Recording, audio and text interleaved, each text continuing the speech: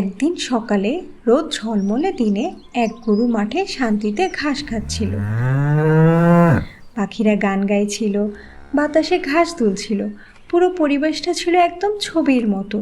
গরুটি ভাবল, বাহ, এমন শান্তি আর কোথায়। হঠাৎ কোথা থেকে যেন দুটো দুষ্ট ছাগল এসে হাজির। একটা বলল, এই গরু ভাই, এত ধীরে ধীরে ঘাস খাচ্ছেন কেন? আমরা তো ক্লান্ত হয়ে যাব এইভাবে দেখতে দেখতে। আরেকটা বলল, এই মাঠটা কি একা আপনার? আমরা খেলতে এসেছি। এই বলে তারা শুরু করলো লাফালাফি, গরুর চারপাশে ঘোরাঘুরি, এমনকি মাঝে মাঝে মাথা দিয়ে গরুকে ঠোকাঠুকিও দিচ্ছে। গরু প্রথমে কিছু বলল না, চোখ বন্ধ করে ঘাস চিবোচ্ছিল। ভেবেছিল, যাকে, ওরা হয়তো একটু পরেই চলে যাবে। কিন্তু না, ছাগল দুটো আরও বেপরোয়া।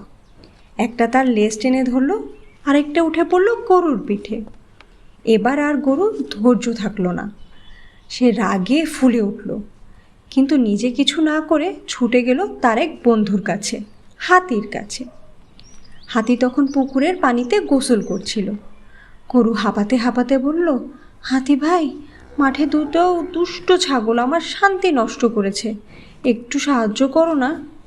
হাতি বলল, চলো দেখি ওদের কাণ্ড।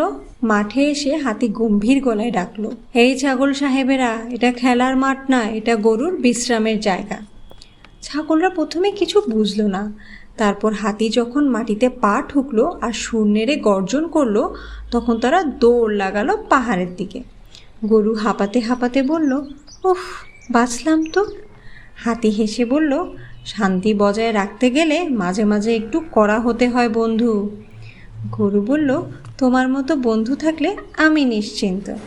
তারপর দুজনে একসাথে খেতে খেতে গল্প করতে লাগলো, আর এই মাঠটা আবার ফিরে পেল সে শান্তি আর হাসি।